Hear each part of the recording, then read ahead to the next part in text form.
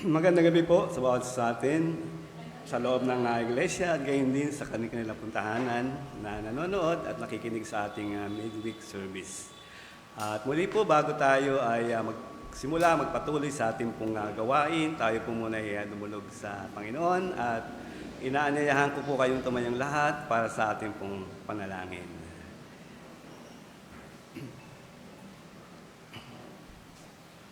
Makapangyarihang Diyos na aming Ama na nasa langit, muli sa gabing ito sa po namin pinagkakatiwala ang aming gawain. At bawat bahagi po nito, Panginoon, ay ikaw ay malugod at maging biyaya pagpapala po sa bawat isa ang iyo pong mga salita.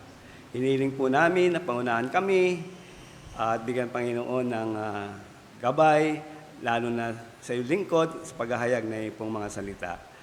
At dalangin ko rin po ang mga kapatiran sa kanilang pong mga tahanan na bigyan unawa sa kanila pong mapapakinggan mensahe sa gabing ito. Maging sa kapatiran na patungo pa lamang dito, ikaw po ang mag-ingat at maglayo sa anumang panganib at makasama po namin sila sa iyong inihandang biyaya sa gabing ito. Patawarin kami sa lahat ng aming mga pagkukulang, kasalanan, upang sa aming pagdulog sa iyo pong presensya kami maging kalugod-lugod at maging biyaya pagpapala ang bawat gawain namin. Salamat po at ang Banal na Espiritu ang siyang manguna sa aming kalagitnaan. Sa pangalan ng anak na si Jesus. Amen. Manatili po tayo nakatayo para pagsaawitan.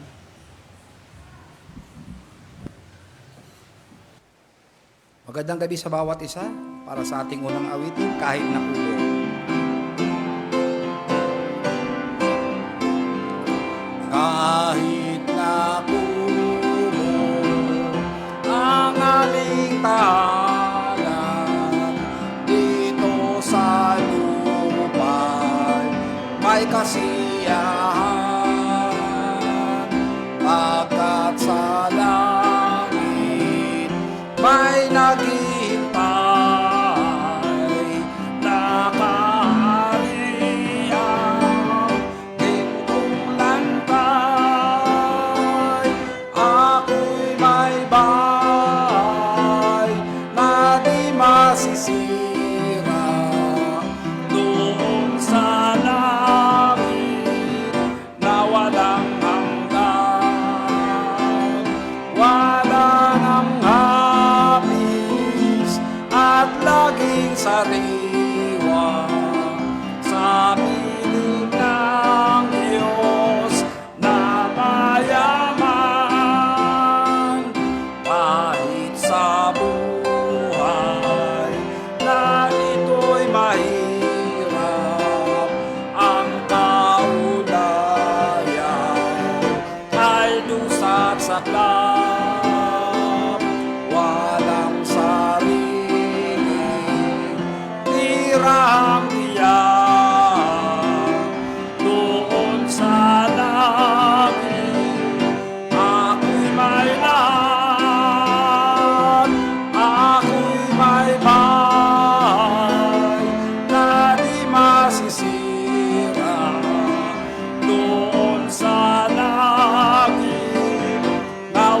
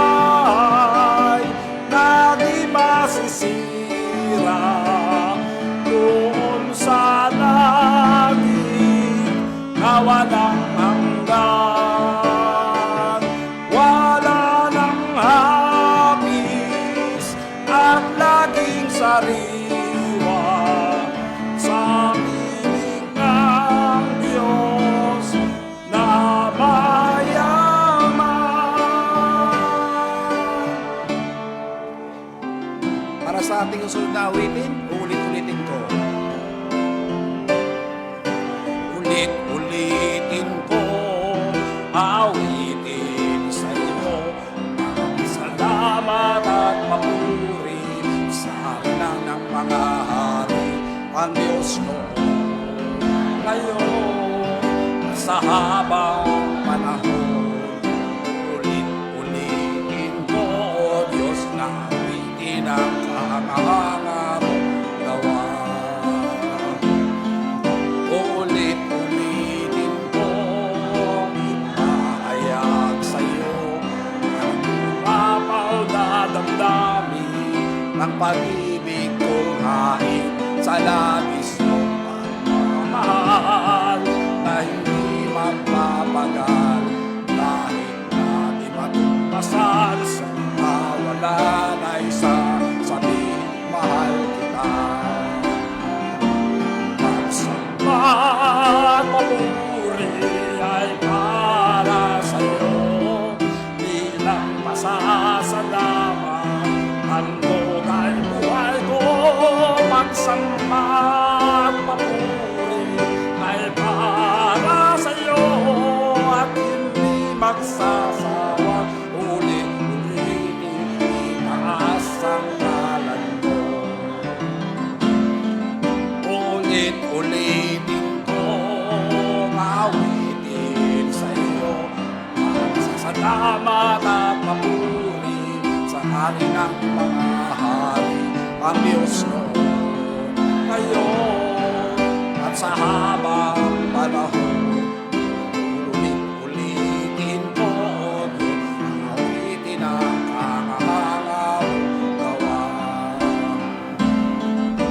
Ulit-ulitin ko, ipahahayag sa'yo ang lumapaw na damdamin, ang ibig kong hain sa labis mong pagmamahal na hindi magpapagal kahit na di matutusan sa kawalan ay sasabihin mahal kita. Pagsamba at papuri ay para sa'yo, bilang pasasalamat handog ay buhay ko. Pagsamba at papuri ay para sa'yo at hindi magsasawa. Ulit-ulitin itaas ang ngalan mo. Pagsamba at papuri ay para sa'yo, bilang pasasalamat handog ay buhay ko. Pagsamba at papuri ay para sa'yo at hindi magsasawa. Ulit-ulitin itaas ang ngalan mo at hindi magsasawang ulit-ulitin itaas ang ngalan mo.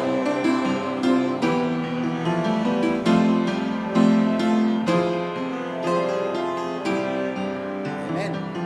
Tayo po yung magbatian sa bawat isa, ligaya ng buhay. Ligaya ng buhay kung kilala mo si Kristo. Ligaya ng buhay kung siya'y manulubos mo. Babaguhin ang iyong buhay kung siya ay kakamtan. Ang maging kay Kristo ay tunay na ligaya ng buhay. Ligaya ng buhay kung kilala mo si Kristo. Ligaya ng buhay kung siya'y manulubos mo. Babaguhin ang iyong buhay kung siya ay kakamtan. Ang maging kay Kristo ay tunay na ligaya ng buhay.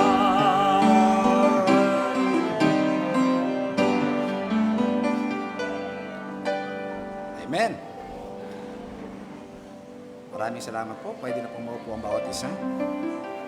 Para sa ating mga announcement and reminders, every morning po, from Monday to Saturday, ang ating daily Bible blessing At midweek service and prayer meeting start at 7 p.m. po every Wednesday. Sunday worship service po natin, maaga po tayong lahat, 9 a.m. po yan. And ang ating Sunday worship team sa April 6, upcoming Sunday, ang tatlong kasalanan ng mga eskriba. Makikita po ang teksto sa Marcos 12:38 hanggang 40. Adult Sunday School class every Sunday po ng 3 p.m. sa Bigonia Room. And Goyi Kuba, yung po yung ating weekly activities, Bible study every Wednesday, Saturday, at ang BKBC and tract distribution every Saturday. Meron po tayong home Bible studies, prayer and fellowship, dyan po sa Kamarin, every Friday. At ang ating home Bible study sa San Mateo Rizal every Saturday. At sa Taytay Rizal po, worship service every Saturday. At ang ating special mission gift giving every last Sunday of the month. At ang ating Lord's Supper every last Sunday of the month after Sunday school class. Patuloy po ang ating panawagan sa ating programa, Each One Bring One. At anyayahan ko po ang bawat isa uli sa ating pag-awit, higit sa lahat.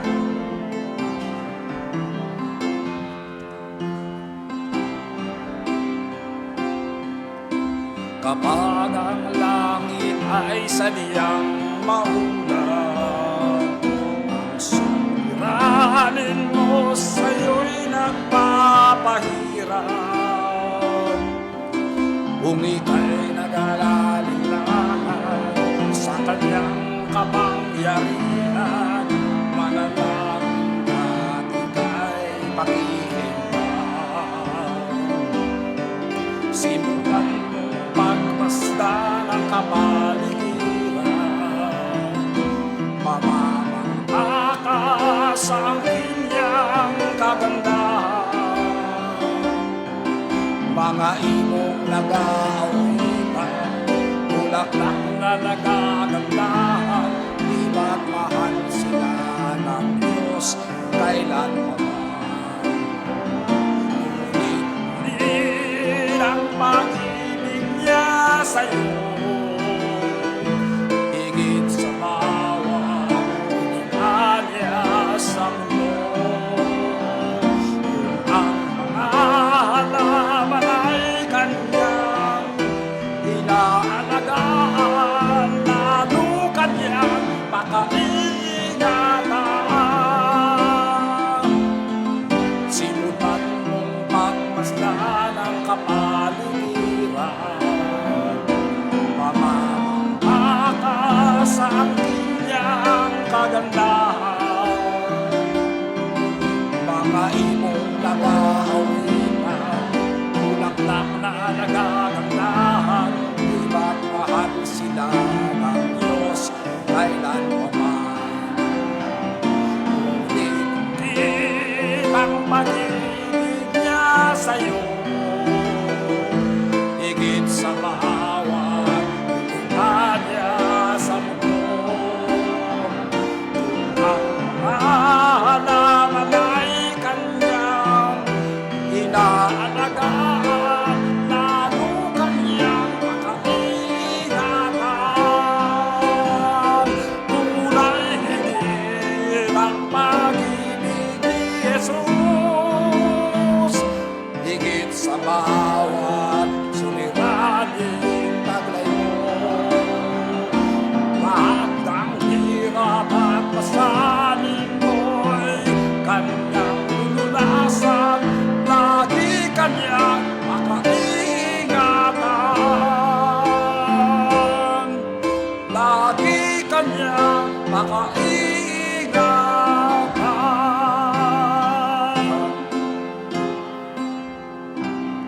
Maaari na po magsimpo ang bawat isa. Handa po natin ating isipan sa pakikinig po ng salita ng Diyos.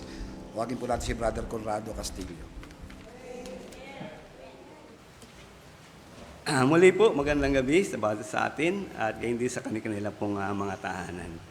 Tayo po naman ay dadako sa pag-aaral ng salita ng Panginoon at naway ito po ay magbigay po sa atin ng hindi lamang espiritual na pagkain, kundi ating pong masumpungan din ang ating pangailangan bilang mga anak ng Diyos.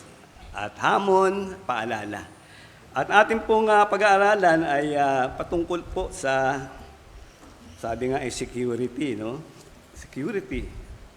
At yan po ang ika nga, ano, yung mga mayayaman na nakikita po natin na halos hindi masilip yung kanilang looban, ano, dahil sa taas ng mga bakod. At sa taas nun, meron pang kumisan mga bubog, ano, hindi lang bubog. Meron pang ano, yung electricity, di ba? Kaya sigurado po ano, na hindi sila mapapasok. Ngunit ito ay, dito lamang po yun, ano, sa lupa lang yun. Ano, dito lang po yun. Pero ang tunay na security po ay nagmumula po sa ating Panginoon. Tandaan po natin, ano, sa Panginoon lang po. Ang ating pong paksa sa gabing ito ay ang ganap na seguridad. True security. Ano? Yun po yung ika nga number 1 na dapat nating maunawaan, malaman. Ano? At makikita po natin ano, sa Hebrew 13 verse 5 at 6, ano, yung ating pong mga talata. 2 talata lang po yan. Ano? At atin po itong babasahin. Ano? At inaanyayahan ko po kayong lahat at sabay-sabay po natin itong basahin. Ano? Hebrew chapter 13 verse 5 at 6. Handa, basa. Mangilag kayo sa pag-ibig sa salapi. Mangagkasya kayo sa inyong tinatangkilik, sapagkat siya rin ang nagsabi, sa anumang paraan ay hindi kita papagkukulangin. Sa anumang paraan ni hindi kita pababayaan. Verse 6, ano pat ating masasabi ng buong tapang, ang Panginoon ang aking katulong, hindi ako matatakot. Anong magagawa sa akin ng tao? Ayan po, napakagandang mga talata po na pwede po natin panghawakan yan sa lahat ng oras. At bago po tayo tumuloy sa ating pag-aaral, dumako muna tayo muli sa Panginoon, humingi tayong gabay, tulong mula sa Banal Espiritu. Ama, muli, sa iyong kapuri at kalulatian sa gabing ito, hiningi po namin na ikaw ang kumilos sa aming kalagitnaan. Ikaw magbuka ng aking lungalabi at magbukas ng kaisipan at puso ng bawat isa na hindi lamang dito sa loob ng iglesia, kundi maging sa kanilang pong mga tahanan.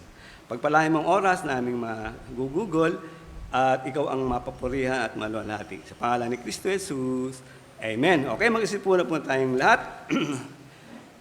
Dito po, no, medyo, kasi pag Tagalog po talaga, medyo, makikita po natin, parang napakalayo. Kasi dito sa English, sabi dyan sa verse 5, sabi, let your conversation, dito sa Tagalog, mangingilag kayo sa pag-ibig sa salapi. Dito, yung conversation dito, yung lifestyle, kasi di ba, ang isang tao, kapag nakakilala sa Panginoon, ito yung isang bunga, di ba? Yung kanyang karakter. At itong maaaring ika nga, napapaloob din dito yung, yung pananalapi, dito sa ating lifestyle. Kasi yan po yung laman, ng puso't isipan ng mga di mananampalataya. Lalo na sa panahon ngayon, nagkakagulo, Nagkakagulo ngayon sa nagkakaika nga yung mga kandidato, nagkakabangga-banggaan sa bawat kalye upang humingi ng boto, tulong, sa nalalapit na halalan. At ganyan po. At kalimitan yan, siyempre, hindi lang basta ika nga nanghihimok yan. Kundi meron, sa Bicol, ang tawag doon yung padulas eh. May padulas, sabing ganun, At sa ating mga, kung mga tawag dyan, At hindi po nawawala yan, At ika nga, kaya ang kaisipan ng tao ay ika nga doon sa kayamanan, sa lapi, At nabanggit ko na sa inyo noon, na ang isang tao, sabi niya, para isang tao ay maging maligaya, tagumpay sa kanyang buhay, ay marami dapat siyang pera, Kaya yung iba talagang malungkot, hanggat hindi ika nga nakakamal. Kaya nakita natin marami negosyante patuloy na nagbi-business, nagpapalago ng kanilang negosyo. Ngunit nagkamali, yata sila ng prioridad, sa paghahanda sa kanilang sarili, sa kabilang buhay. Sabi nga natin, hindi natin yan madadala, sa kabilang buhay. Kaya naman, Sa ating pong mundo, sa ating lipunan, ay makikita po natin na marami po dyan ang nagtitipon ng mga kayamanan, pera sa bank account, nagtatayong negosyo, ari-arian, at meron siyang magandang tinapos na degree. Yan, ika nga yung pamantayan ng mundo. Maganda, di po ba? Kaya lang, kung pagbabasihan natin doon sa isang talinhaga, di ba? Yung police farmer, di ba? Na walang inisip niya kundi yung kanyang sarili, at yung kanyang mga inani na sagana kung saan niya ilalagay. Ngunit may hantungan, di ba? Merong ikangang katapusan yung bagay na yun. Kaya napakaganda na tayo mismo mga mananampalataya, hindi tayo mahulog sa ganitong ikangang kalakaran, kaisipan o pangangailangan ng mundo. Kailangan po natin ay unahin natin ang Panginoon. Sabi nga diyan sa di ba? Sa verse 5, mangilag kayo sa salapi. Kasi ang tao ngayon hindi lamang nagtitipo ng salapi, kundi ito na yung last na kanilang ninanais. Sabi nga sa 2 Timothy, di ba? Yung pag-ibig sa salapi ay ugat ng lahat ng uri ng kasamaan. Di ba? Kung ikaw ay wala sa Panginoon. Kaya sa atin pong pag-aaral, unang tatlong punto lang, ay sabi dito, unang-una nga po ang ganap na seguridad, dapat ang Diyos ay dapat katuwang. Ang Diyos ay dapat katuwang. Sa 13, verse 6, verse 6, sabi niyan, ang Panginoon, ang aking katulong. Paano mangyayari yun? Na ang ating Panginoon ay ating katulong sa ating buhay. Ay una nga po sa lahat ay dapat ang Panginoon ay nasa atin, ang Panginoong Jesus. Ano po? Magkaroon ng tamang relasyon sa Panginoon, di ba? Kaya nga sa John 1:12, di ba? Ano ba sabi? Dadapwat, di ba sabi? Ang lahat ng sa Kanya ay nagsitanggap, ay pinagkalooban niya sila ng karapatang maging anak ng Diyos sa makatuwid bagay ang mga nagsisampalataya sa Kanyang pangalan. Yan po yung unang bahagi na dapat nating mapanghawakan unang-una. Na magkaroon tayo ng tamang relasyon sa Panginoon. At sigurado po yan, hindi po ba? Sigurado yan, hindi lamang dito sa ibabaw ng lupa, maging doon sa kabilang buhay. Sure na sure yan. Okay, sana po ay mabigyan tayo ng unawa sa mga talatang ito. Ang Panginoon ang aking katulong. Dapat tayo'y mayroong tamang relasyon sa ating Panginoon. Kapag tayo, ay nasa Panginoon, sure, di ba? Yung pangako niya, bago siya umalis, sabi, hindi ko kayo iiwan, nag-iisa. Sa aking pag-alis, ay ipadadala ko ang banal na Espiritu. Kaya nga po, mapapansin natin, kung babasahin natin yung Book of Acts, di ba? Yung mga gawa. Yung mga disipulo, apostol ng Panginoon, nung kasama-sama niya, 3 taon, di ba? At kalahati. 3 taon, kalahati, parating paulit-ulit ang Panginoon sa kanyang mga sinasabi. Ngunit hindi nila ito naunawaan. Hindi nila naunawaan yan Ngunit nung time na si Kristo ay namatay, umakyat sa langit, ay bumaba yung Holy Spirit at nasangkapan yung mga apostol. At dito nila naunawaan. Ito yung sinabi ng Panginoon. Kita nyo, no? Maging yung mga apostol, ika nga pumasok dito sa kabilang tenga, lumabas sa kabila, yung kanilang napakinggan. Kaya dapat unawain nating maigi tayo, no? Hingi natin sa Panginoon ang pag-unawa, lalo na pag tayo ay nag-aaral, nagbabasa ng salita ng Diyos. Hindi ito basta-basta na parang nobela, magazine o comics. Ito ay higit pa doon ang ating makakamtan. Sabi nga, ito ay parang isang balon, balon ng pagpapala na habang sinasalukan mo ay hindi nauubusan ng biyaya ng laman. Ganyan po ang salita ng Panginoon. Bagamat isa lamang ang nito, kahulugan, di ba?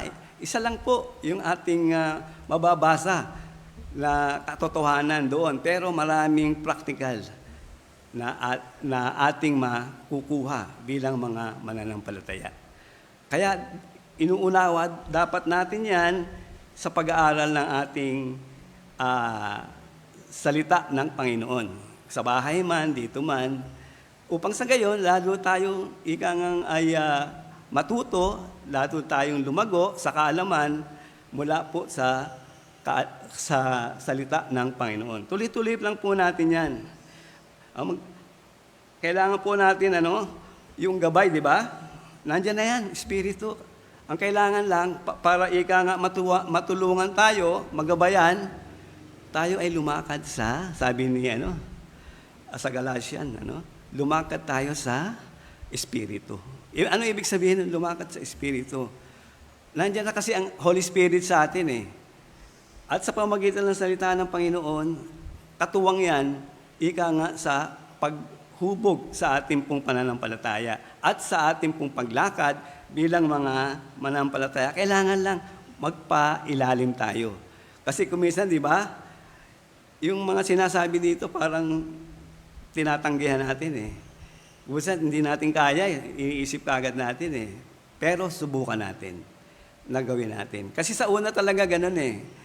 Parang nag-a-apply ka sa trabaho, di ba? Apprentice, simula. At sa una talagang mabigat.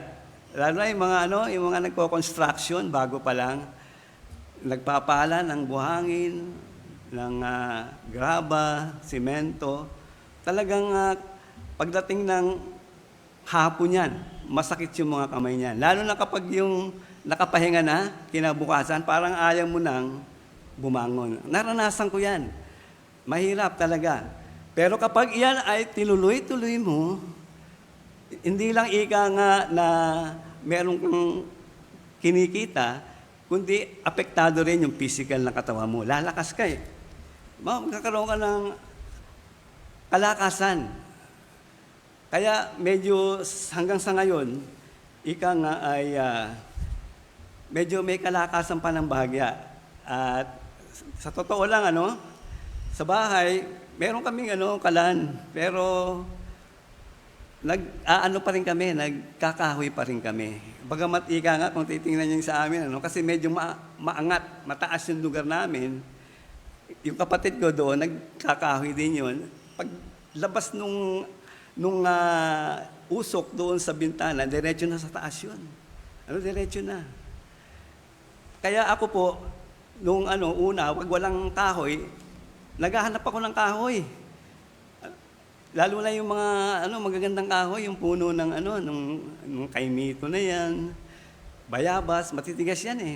Tagal, maalis yung niyan, yung tawag yan. Kapag nag-apoy na yan, dire-diretso po yan. Kaya ganun po tayo. Yung mga kabataan natin ngayon, talagang mahihina ang katawan eh. Bakit? Kasi ang gumagana sa kanila, yun lamang, yung mata, di po ba? Mata. Kaya mahina ang katawan, tapos hindi pa kumakain ng masustansya. Walang gulay. Gusto puro yung mga madaling iluto, ipirito lang, puro mantika. Kaya ang resulta, sakit. Sakit po. Kaya ako medyo hinahalo-haluan ko na ng gulay ngayon eh, pag nagluluto ako. Medyo maganda-ganda yung timpla. Ayun, yun ang gusto lang nila eh, may sabaw. Gabay po ng Banal na Espiritu, ano? At dito po sa John 14, ano? Ito po yung panalangin ng Panginoon. John 14, 16, tsaka 17, sabi diyan, ako'y dadalangin sa Ama at kayo bibigyan niya ng ibang mga aliw upang siyang sumasa inyo magpakailanman. Kita nyo, no? Sumasa atin ang banal na Espiritu na siyang ating katuwang sa ating pong pananampalataya, sa ating pagkilos. Siya po ay nangungusap, kuminsan mahina. Kuminsan ika nga ay hindi natin maunawaan. Pero siya ay nangungusap sa atin, lalo na kapag tayo ika nga ay nalilihis ng direksyon sa ating buhay. Nangungusap siya. Kaya nga sabi dito sa 17, sabi, sa makatuwid bagay ang Espiritu ng katotohanan na hindi matatanggap ng sanlibutan sapagkat hindi nito siya nakikilala man siya. Siya'y nakikilala ninyo sapagkat siya'y tumatahan sa inyo at sa inyo. Sa wala pa, sa inyo. Kaya napakaganda po na yung banal na Espiritu ay nasa atin, meron tayong katuwang. Nagpapaalala sa atin kung tayo ay ika nga ay nagkakasala. At tandaan po natin na ang mga Kristiyano ay tagumpay na. Tagumpay na po tayo, mga mananampalataya. Kaya lang iba tarang malungkot, pag dumarating yung mga problema, yung mga ika nga na hindi nila inaasahan. Di po ba? Ganon ang tao, talagang ika nga kalikasan natin yun eh. At hindi natin naiisip na tayo pala ay tagumpay na. At anumang oras tayo ay kunin ng Panginoon, direkta na tayo sa kalangitan. Kaya kung ano man yung dapat natin gawin, yung mga tinuturo, inuutos ng ating Panginoon, gawin na natin. Kasi hindi na natin magagawa yon sa kabilang buhay. Dito lang yun. Lalo na yung pagbabahagi nitong Ebanghelyo. Dito lang yan. But merong pagkakataon, gawin na natin. Gawin na natin. Huwag na nating ipabukas. Maaring bukas ay huli na. Tagumpay na po tayo. Sabi nga dyan sa 15:57 ng 1 Corinthians, dadapwat salamat sa Diyos na nagbibigay sa atin ng pagtatagumpay sa pamagitan ng ating Panginoong Hesus. Kaya dapat iniisip natin, ba't nangyari ito? Itong mga bagay na ito sa buhay ko. Kasama yan eh. Yung mga paghihirap na yan, mga pangangailangan, mga trials. Kailangan natin po yun eh. Kasi kung sa sarili lang natin talaga, ay iaasa natin, hindi po natin kaya yan eh. Hindi natin kaya, babaksak tayo eh. Kaya nga nasa atin ang Holy Spirit. Siyang tag-aaliw, mang-aaliw. Salamat sa Diyos, At tayo po ay binigyan ng banal na Espiritu na siyang maggagabay sa atin, At pero tandaan po natin, matapos maligtas ang mga Kristiyano ay dadaan sa pag-uusig. Sa pag-uusig, pagsubok, kahirapan, mga pangangailangan. Ngunit, kasama natin ang Diyos sa lahat ng ito. Kasama po natin ang Panginoon. At kung di pa oras talaga, tayo po ay ika nga itatayo niya, palalakasin. Alala nyo si di ba? Si Elias, naalala natin si Elias, di po ba? Napakarami niyang mga ika ngang nakaharap na mga propeta ni Baal, di po ba? Natalo niya, pinagpapatay niya. Siya lang po Ngunit pagkatapos noon, siya po'y nanghina. Physically, di po ba? Hindi lang at naapektuhan po yung kanyang espiritual sa pamagitan ng banta ni Jezabel. Nagtatakbo siya sa pamagitan ng banta ng isang babae. Ganon, Meron pong mga pagkakataon sa buhay natin na minsan nauunahan tayo eh. Nauunahan tayo ng takot na merong pagkakataon na magagawa natin yung kalooban ng Diyos. Ngunit sumasagi sa isipan natin yung magiging hadlang. At kuminsan yun yung ating sinusunod kung ano yung lihis sa kalooban ng Diyos. Kaya patuloy lang po tayo. Manalangin po tayo. Humingi tayo ng lakas. Nandiyan sa atin ang Holy Spirit. Tutulungan po niya tayo. Bagamat may mga pagsubok na yan, kasama po natin ang Panginoon. At katulad po ni Daniel, di po ba? At 3 kaibigan niya. Dumaan na yung trouble sa kanilang buhay. Ngunit sila ay iniligtas ng Panginoon. Kita niyo, kamangha-mangha, di po ba? Doon sa 3 kaibigan niya na inihulog doon sa hurnuhan ng apoy. Hindi man lang sila na sunog, di po ba? Isang kamangha-mangha po yun. Kay Daniel, doon sa yungib ng mga leon, iniligtas siya ng Panginoon. Kaya walang imposible po sa Panginoon. Kahit na siguro tagtaring ka ng bala kung di mo pa kalooban, ay mabubuhay ka. Si Pablo, di ba? Pinagbabato, iniwanan, nakahandusay, patay. Ngunit, ibinangon ng Diyos. Kaya huwag tayo matakot, lalo na pag yung papunta sa simbahan, umuulan na, malakas yata ito. Kuminsan nag-aatubili tayo na pumunta simbahan eh. Pero wag po, at maging sa mga gawain natin. Tuloy-tuloy po lang yan. Nandyan ang Panginoon. Sabi nga ang tagumpay ay abot kamay na natin. Mga kapatid, salamat. Bagamat tayo ay humarap pasadigmaan sa kasalukuyan, ay dito sa lupa, alam natin yan.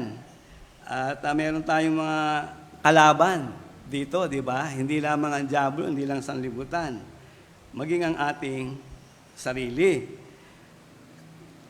Ang katunayan at ang katunayan at ang katotohanan, tayo ay ligtas na sa sumpa ng kasalanan.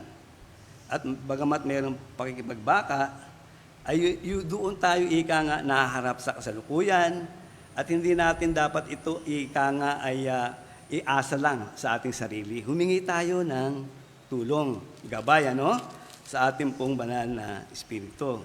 Ayun po yung una, dapat ang Diyos ay katulong po natin. Kailangan natin siya sapagkat siya yung nagagabay sa atin magitan ng banal na Espiritu. Pangalawa po, sa kanyang mga pangako. Sa Hebrew 13, verse 5, doon sa pangatlong bahagi, sabi dito, sapagkat siya rin ang nagsabi sa anumang paraan na hindi kita pagpapagkukulangin. Sa anumang paraan ay hindi kita pababayaan. Nakita niyo yung mga ika nga na tulong ng Diyos sa atin. Kung tayo ay sumusunod at gumaganap ng kanyang tungkulin. Yun po yung ika nga tulong niya sa atin. Hindi po niya tayo pababayaan ni pagkukulangin sa anumang kaparaanan, anumang bagay.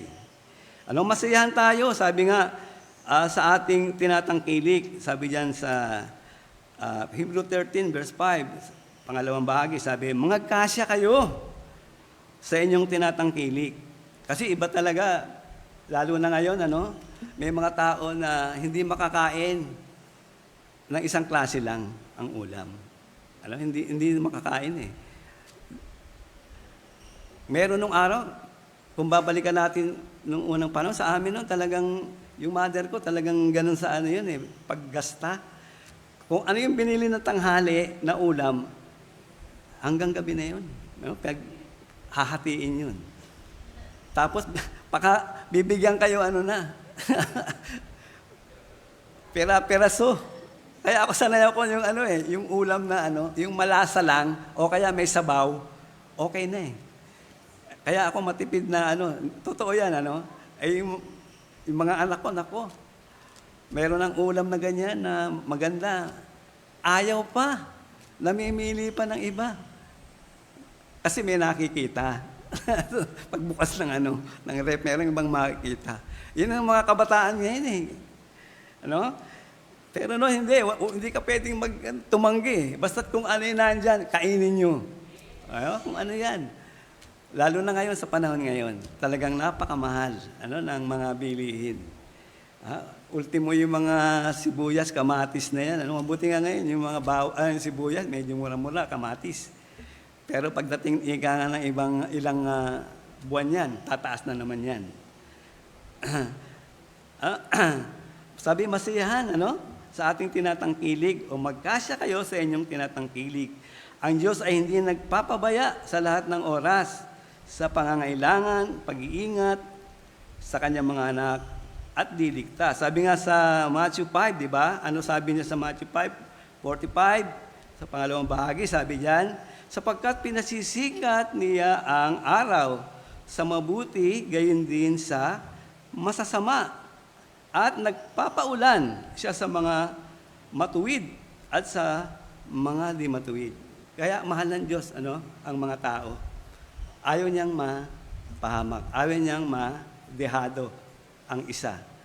Kailangan lang talaga, pagsunod talaga natin, At kung babalikan natin ang mga Israelita doon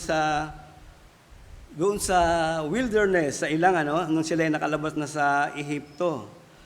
Sabi dito sa Exodus 16 verse 3, sabi diyan, kasi hindi sila makontento doon sa kalagayan nila nung naglalakbay na sila, samantalang kung pag-aaralan natin yung kanilang mga kalagayan habang sila naglalakbay, ay napakaganda po. Bakit? Hindi na sila nga nagtatrabaho. Sila'y binibigyan ng Panginoon ng pagkain, tuwing umaga, tuwing hapon. Mangumulot na lang sila. Pero umaangal pa rin. Ayan ang sinasabi ko nga sa mga kabataan ngayon Kung merong mga pagkain sinaisang tabi na yung hindi maganda At sabi nga dyan sa 16:3, at sinabi sa kanya ng mga anak ni Israel, kay Moses po ito, namatay na sana kami sa pamamagitan ng kamay ng Panginoon sa lupain ng Ehipto, nang kami ay nauupo sa tabi ng mga palyok ng karne, nang kami ay kumakain ng tinapay hanggang sa mabusog, sapagkat kami ay inyong dinala sa ilang na ito upang patayin ng gutom ang buong kapisanang ito. Hindi lang naisip yung bagay na ginawa ng Diyos, na sila ay laya na. Malaya na sa pagkakaalipin. Oo, kumakain ka nga, di ba? Masarap. Ngunit ikaw ay alipin naman, sunod-sunuran ka. Wala rin ikangang kalayaan. Pero yun talagang pinakita ng Diyos sa kanila. Yung sinubukan sila doon sa ilang. Sinubukan lang sila pero totoo talagang kayang ibigay ng Diyos ang lahat ng kanilang mga pangangailangan. Kita nyo, diba, sa paglalakbay nila, ilang araw lang bago sila dumating dun sa Promised Land. 40 days lang dapat. Pero sa katigasan ng ulo nila, bawat isang araw, isang taon. Kaya sila'y naglakbay, paikot-ikot dun sa ilang 40 years. Hanggang nangamatay. Yung mga nanggaling doon sa Ehipto, maliban si Joshua at Caleb. Kita nyo, pati si Moises, nadamay. Nadamay pati si Moises. Kaya tayo, na mga mananampalataya, tayo ay magandang isang larawan, halimbawa, sa ating komunidad, unang-una sa ating tahanan, sa kapaligiran, at saan man tayo naroon. Gawin natin ng wasto. Yung dapat na gawin natin. Sabi nga, magkasya tayo. Di ba sabi, pag maiksi ang kumot, magtiyagang maluktot, di ba? Talagang merong ikangang pamamaraan kung gagawin lang natin, iyon ang tama. Kasi karamihan ngayon talagang waldas talaga Yung iba, pag may hawak na pera, hindi mapakalian. Gusto ay ibili kagad. Para bang sila ngayon lang nakahawak. Hindi nila iniisip yung araw ng bukas. Hindi lang iniisip yung mga darating na mga karamdaman, mga pangangailangan. Wala silang naitago. Kailangan din yung kahit maliit lang. Yung biglaan ba, napakahirap nun. Nung bago kami ni Mrs. Ganun, talagang wala kaming naipon. Nandyan yung sakit, yung ospital. Wala po. Merong mang natabi, doon lang nauwi. Doon lang nauwi. Pero mabuti at meron, kahit papaano. At dito po sinisisi si Moises. Hindi lang ang si Moises, maging ang Diyos, sinisisi ng mga Israelita. Kaya po sila ay nangamatay, sa pagre-rebelde dahil sa kanilang unbelief. Talagang wala. Biro nyo, nung humihingi sila ng tubig, nung binigyan sila ni Moises, sa susunod na bayan, andun pala, marami palang tubig doon. Biro nyo yun, Kung nagtiis lang sila, hindi na sila ika nga murmuring sa kay Moises at sa Panginoon.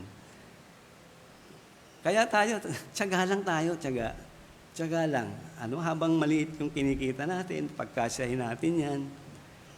At makikita po natin na merong pamamaraan ang Diyos. Kita mo sa mga anak nyo, anak natin, di ba? Yan. Si Ma'am B, di ba? Yung mga anak na nakakatuwa. Si Marge, di ba? At iba pang mga dito, nakakatulong na sa kanilang magulang. Yan yung pamamaraan na ginagamit ng Diyos. Kaya isipin natin parati na ang Diyos ay nariyan. Ika nga, nandyan siya parati. Alam niya yan eh.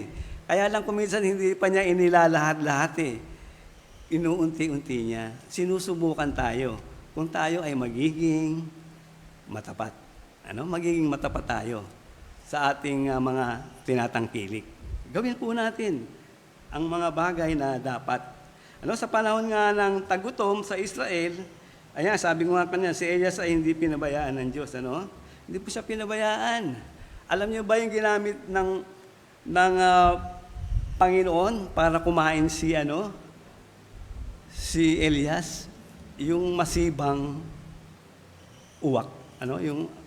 Bir mo araw-araw yan, dinadalan siya. Hindi lang tinapay. Sabi doon may palaman pa. Di ba? Kaya ganoon ang Panginoon. Kaya yung sagana at mahusay ang ipagkakalob sa atin pag ginawa natin yung unahin siya. Biro mo 3 taon, kalahati, walang ulan. Walang mga pananim, puro tuyot. Kaya po sa atin, alam ko, dumarating din sa panahon ng tagutom ang buhay natin, yung mga pangangailangan. Kailangan po unahin natin ang Panginoon at hindi niya tayo pababayaan. At pangatlo po, ay ano po dapat na tugon sa ganap na seguridad.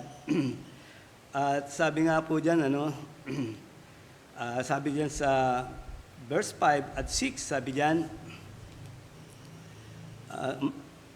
sabi, mangilag kayo sa pag-ibig, sa salapi, magkasya kayo sa inyong tinatangkilik, sapagkat siya rin nagsabi, sa anumang paraan na hindi kita papagkukulangin, sa anumang paraan ni hindi kita pababayaan. At verse 6, ano pa ating masasabi ng buong tapang, ang Panginoon ang aking katulong, ang Panginoon ang aking katulong,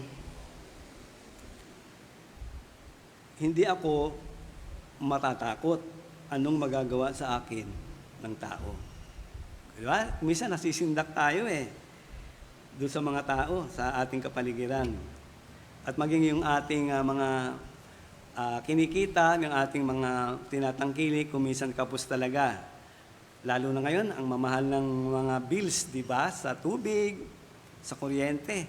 Napakataas po. At kailangan talaga yung ating pagtitipid, lalo sa ating mga gastusin sa araw-araw. Mangilag, sabing ganun, sumunod at magtiwala sa Diyos. Yun po yung kailangan natin. Sabi sa Proverbs, chapter 3, verse 5, sabi, tumiwala ka sa Panginoon ng buong puso mo at huwag kang manalig sa iyong sariling kaunawaan. Kaya hindi pwede talaga yung sarili natin eh. Kasi kuminsan may pagkakataon na yung iniisip natin na tama, kapag inilapit natin sa Panginoon, tiningnan natin mula sa Kanyang salita, ay malayo. Malayo po. At pangangailangan, problema yung ating haharapin. Kaya nga po na unahin, sabi rito, ang Diyos sa lahat ng bagay at sa lahat ng uri ng relasyong pangtao. Di po ba? Ano sabi ni Christ? Sa Matthew 10, 37, 38, sabi niya, ang umiibig sa kanyang ama o ina nang higit sa akin ay hindi karapat-dapat sa akin. Ang umiibig sa kanyang anak nang higit sa akin ay hindi karapat-dapat sa akin. 38, ang nagsisikap magligtas ng kanyang buhay ay mawawalan nito. Ngunit, ang mawala ng kanyang buhay alang-alang sa akin ay magkakamit nito. Kaya, ipagkatiwala natin ang ating sarili. Kaya nga, di ba, sabi sa yung dakilang utos, di ba, na ibigin natin ang Panginoon ng buong puso, buong kaluluwa, buong pag-isip at buong lakas. Bawat bahagi ng ating buhay, ipagkatiwala natin sa Kanya. At doon sa talinghaga nung yung mga laborer doon sa vineyard na kinuha ng Panginoon, di ba? Na iba-ibang oras. Iba-ibang oras. Sa pag-aakala, kasi sa kanila, walang oras sa pagtatrabaho. Pero ika nga, mula sa umaga hanggang hapon yun, mahabang oras yun. Doon sa unang oras pa lang, ay may nakuha na siya doon sa pamilihan. Pero, nakipag-kontrata. Di ba? Nakapagkasundo siya sa ganong halaga. At lumabas siya ng ibang oras, kumuha uli siya ng mga tao na naghahanap ng trabaho. At pagkalipas nung kumuha na naman siya, lumabas na naman siya, yung Panginoon. Nakakuha na naman siya ng ibang mga manggagawa. At nung ika nga na magbabayaran na, tinawag yung mga manggagawa. Siyempre, ang base rito, kung ano yung huli, yun yung inuna niya. Sa nakita ko, para makita nitong sa una, kung gaano yung generous ng Panginoon, yung may-ari, ng pinaglingkuran nila. Biro mo, binigay sa kanila isang denaryo. Iniisip-isip niya, siguro mas malaki yung aking Naghihirap ako, bilad ng araw at haba ng oras. Ngunit nung dumating sa kanya, ganun din ang kanyang tinanggap, isang denaryo. At umangal siya, di ba? Hindi kita dinaya, sabing ganun. Di ba't nakipagkasundo ka sa akin? Kaya tayo dapat, ibigay natin sa Panginoon, sabi nga yung yung blank check. Siya yung maglagay, Siya yung maglagay ng halaga doon sa ating pong mga pangangailangan. Doon sa nakapanood ako, yung kay Orbus, yung Father Orbus, yung pare yun Tinitingnan ko, pinakinggan ko yung kanyang mga halimbawa, At isang halimbawa niya si Alexander the Great. Kilala natin yan, Yung mananakop, Alexander, na pinag-aralan natin yan, sa history, At bago daw mamatay ito, si Alexander, sabi dun sa kanyang tagapangasiwa, sabi niya, 3 bagay ang gagawin mo sa akin pag ako ililibing, sabi niya ganun. Una, sabi niya ganun, yung magdadala ng aking ataol ay mga pari. Bakit? Sabi ganun. Bakit? Kasi anumang uri ng namamahalang religion ay hindi makakatulong pagtungo doon sa kabilang buhay. At yung pangalawa, sabi niya, yung mga naipon na kayamanan, mga ginto, pilak, sa aking dadaanan. Ikalat nyo hanggang dun sa aking libingan. Eh bakit? Sabi nga ganun. Kasi nakita ko, ano sabi niya ganun, anumang laki ng yaman na nakamit mo, naipon mo, yan ay walang saysay, walang kabuluhan. Sabi niya ganun. At yung pangatlo, sabi niya ganun, at sa aking ataol, sabi niya ganun, yung aking kamay dapat nakadipa, ganun, sa labas. Ano naman ang ibig sabihin nun? Sabi niya ganun, ano? Yung kanyang tagapangasiwa. Eh kasi, pumarito ako sa lupa, babalik ako sa kabilang buhay na walang dala. Ganda po yung ilustrasyon. Pwede nating makita yung kalagayan natin dito sa lupa. Kasi marami talagang nagsisikap. Nagtitipon, kayamanan, negosyo, nagpapalaki. At hindi po naisip yung mga bagay na darating. Hindi po na nila pinaghandaan yung pagdating ng kanilang kamatayan, kung saan ito ay hahantong. Kaya tayo, alam ko, bawat isa sa atin dito na meron ng Kristo, alam natin na kung saan patungo. At yun yung pinakamahalagang bagay. Unang hakbang, natin. Kasi tama na yun eh. Tama na yun eh. Unang hakbang mo eh. At susunod yan ay na tama na. Hanggang dun sa pagdating natin dun sa kaitaasan. Kaya sa buhay po natin, tandaan natin yan. Ito isang paalala na makita mo yung mga politiko ngayon, nag-hire ng mga goons, mga army, walang kabuluhan yan.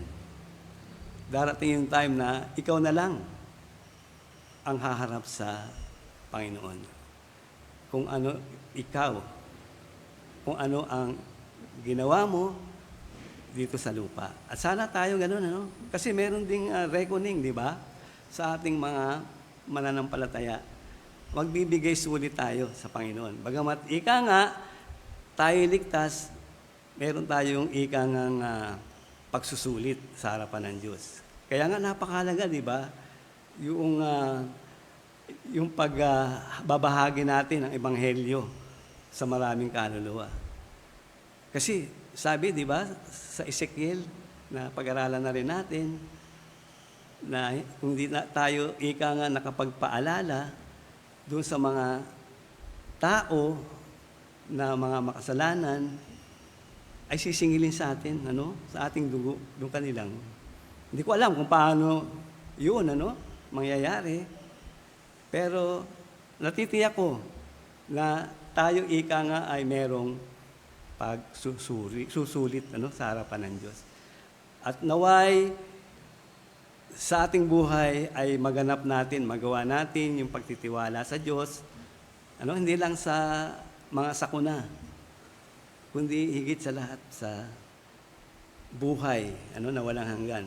Dapat tayo nakakatiyak na merong 100% na tayo ay tutungo doon. Maging yung ating mga mahal sa buhay, paalalahanan natin. Tayo po'y manalangin.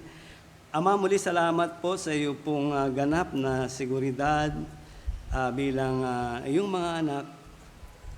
Samantalang kami ay narito pa sa lupa, ay meron kaming tiyak na paroroonan kung kami man, Panginoon, ay kunin mo. Gayun din, dito sa lupa, Panginoon, na ganapin namin ang pagsunod sa iyong kalooban. At alam po namin, kung di pa namin oras, ay kami ay gagamitin mo pa sa mas mabiyayang pagpapala sa maraming tao na hindi pa nakakilala sa iyo. Ama, muli, ang mga paalalang ito ay magsilbi, Panginoon, sa aming buhay na isang patotoo sa mundo, Panginoon, na meron pong katiyakan at meron po na kapahamakan na sasapitin ang tao, hindi sila makakilala sa iyo. At wala po, Panginoon, kaming magagawa kung sila ay napahamak na. Ama, gamitin mo kami at naway maibahagi din namin ang masayang balitang ito sa maraming kaluluwa, lalo higit sa aming mga kasambahay, mahal sa buhay, kamag-anak man o kaibigan. Bigyan kami ng tapang, Panginoon, upang ang lahat na ito ay aming maihayag sa buong mundo, Panginoon. At sa gayon kami magliwanag at patuloy na makita po ang liwanag na yan, yung mga tao nasan pa sa kadiliman ng kasalanan. Salamat po muli sa gabing ito. Ang lahat ng ito ay aming nagubilit na salamatan sa pangalan ng anak na si Jesus. Amen.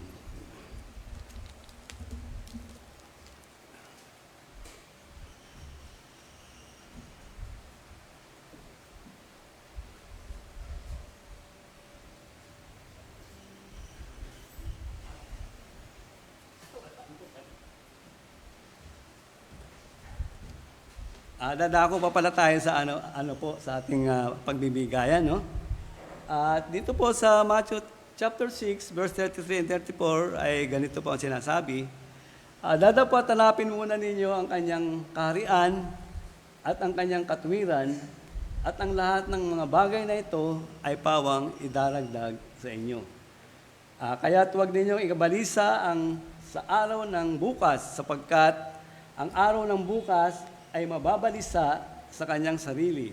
Sukat na sa kaarawan ang kanyang kasamaan. Tayo mag-pray. Ama, muli, salamat po sa iyong patuloy na pagpapala sa araw-araw sa amin pong mga pangailangang physical.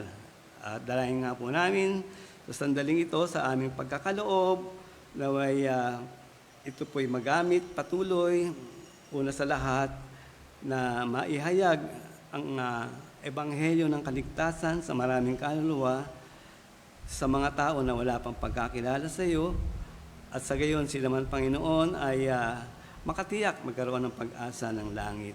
At sa aming pagbibigay, Panginoon, pagpalayan po ang bawat isa, anumang halaga, ito'y ay aming may pagkaloob para sa iyong kalawalhatian. Lahat po ito ay aming dalangin sa pangalan po ng anak na si Jesus. Amen.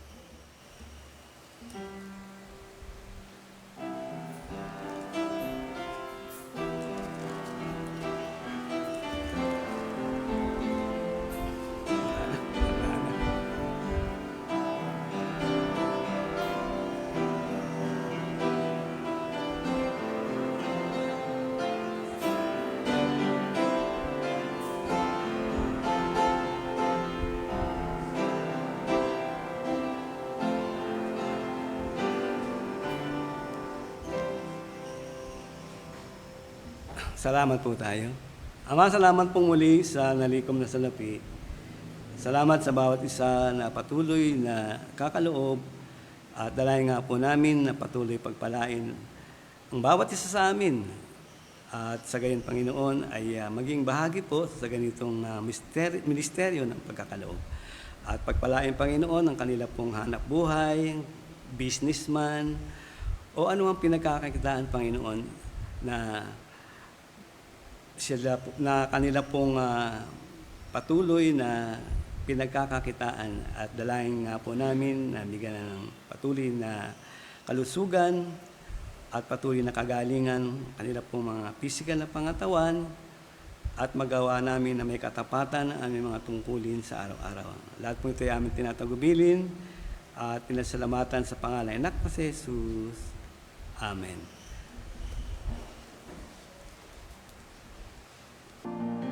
Naaniya ng bawat isa na magsitayo para sa ating huling awitin, Dakilang Katapatan.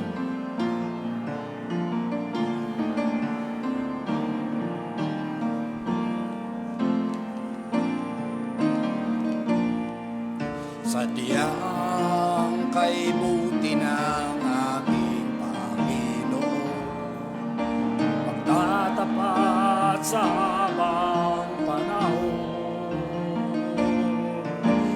maging sa kanila ng ating pagkukulang. Biyaya niya'y patuloy nagaan. Katulad ng pagsinag ng gintong araw.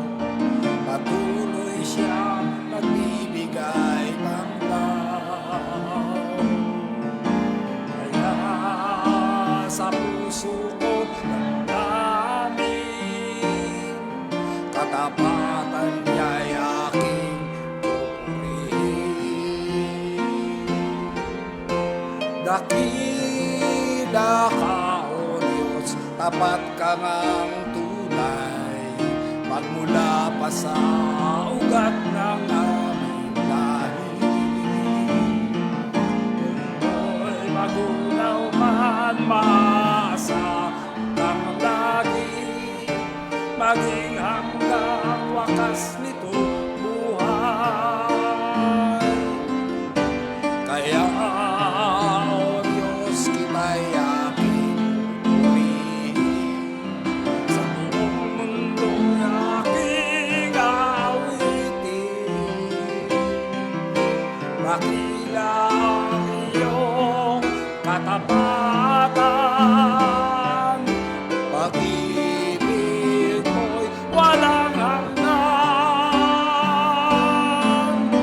dakila ka, O Diyos, sa habang panahon, katapatan mo matibay na sandigan. Sa bawat bigati, tagumpay malay naroon. Daluyan ng pag-asa kung kailangan hilahon. pag-ibig mo'y alay Sa amin noon hanggang ngayon, dakila ka, O Diyos. dakila Ka, O Diyos.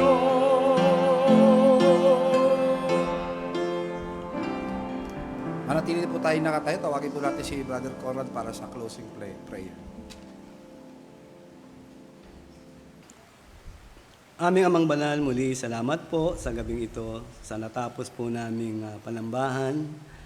Salamat po sa iyong mga salita na siyang patuloy na nagbibigay sa amin ng paalala bilang iyong pong mga anak na amin pong panghawakan at lubos na magtiwala, Panginoon, sa iyo pong mga pangako sa amin at gayon din sa pagkilos ng iyong banal na Espiritu sa aming buhay upang aming maisagawa ang iyong pong mga ministeryo ng bawat isa at aming maabot higit ang mga tao naroon sa kadiliman ng kasalanan. Salamat, Panginoon, sa bawat isa narito, maging sa kanila pong mga tahanan. At muli, dalayan din po namin na naway sa amin pong pansamantalang pag-iwahiwalay, kami pangunahan hanggang sa amin pong mga tahanan. At sa tirang oras, sa amin pong pananalangin, ikaw po ang tumugon sa tamang panahon. Salamat po sa lahat ng ito. Sa pangalan ng anak na si Jesus. Amen. Magandang gabi po.